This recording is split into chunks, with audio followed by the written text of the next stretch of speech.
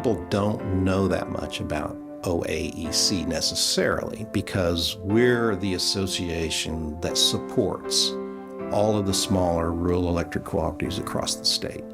And we do that by providing safety training for linemen. We do all the things that make more sense to do together than individually. We provide workers' comp insurance. We provide Oklahoma Living Magazine. It's the largest publication in the state. It has some industry news, and it promotes the cooperative and those members we serve. It's hard to imagine not having electricity, but for 30 years, people in rural Oklahoma lived without electricity while their relatives in town had it. The REA was part of FDR's New Deal, and he recognized how difficult life was for these rural people and what a challenge it was for them in many, many ways, but one of them was their lack of access to electric power. And so while we had all the WPA programs and other things going, he really pushed for rural electrification. And so what that did really is it provided rural people with two things.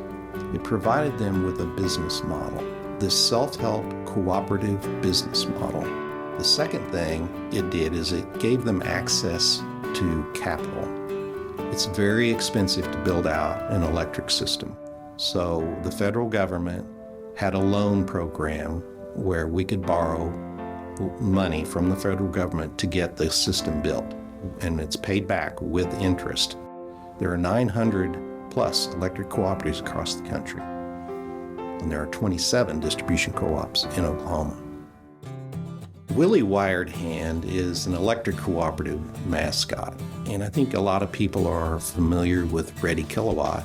Willie Wired Hand came out about shortly after Ready Kilowatt, and it got its name because on the farm, once they got electricity, it was just like having an extra hand because they could do so much more work.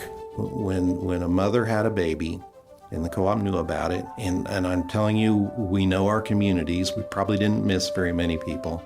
The mothers were given this nightlight.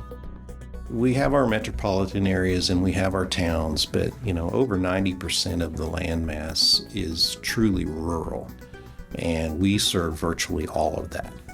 We have more miles of power line than the investor-owns and the municipal systems combined. So the co-op will actually be governed by a board of directors that is elected from the membership. And that membership elects someone from usually a district to serve on the board. And those board members are actually consumers of that co-op. They have to be on the board. And all of our cooperatives are very community focused, whether it be scholarships, our youth tour program, an energy camp, but we also give back to a bigger community. We're involved in electrifying rural areas around the world.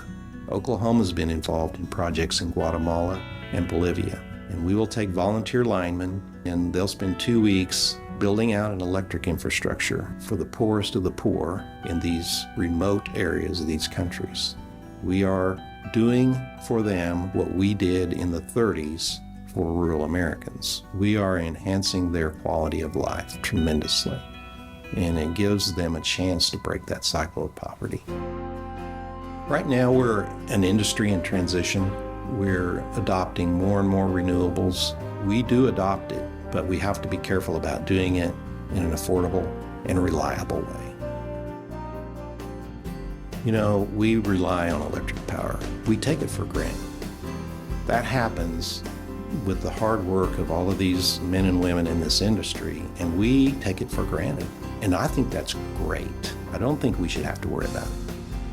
But when it's gone, when the power goes out, we find out how much we rely on power. And I'm very proud of the fact that I'm in this industry and our co-ops are in this industry, providing a very essential service to the citizens of Oklahoma. We absolutely have to have it in this day and age.